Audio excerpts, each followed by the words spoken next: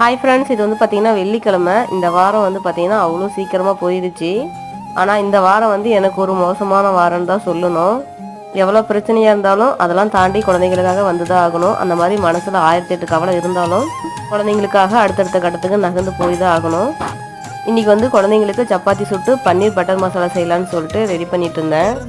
அதுக்கு ஒரு பக்கம் வந்து மசாலா, அது கூட வெங்காயம், தக்காளி, இஞ்சி பூண்டுலாம் நல்லா வதக்கி எடுத்துக்கிட்டேன். இன்னொரு பக்கம் வந்து பார்த்தீங்கன்னா பன்னீர்லாம் கட் பண்ணி எடுத்துக்கிட்டேன். வதக்கின மசாலா கூட கொஞ்சமாக முந்திரி பருப்பு சேர்த்து நல்லா நைஸாக அரைச்சிட்டு வந்தாச்சு.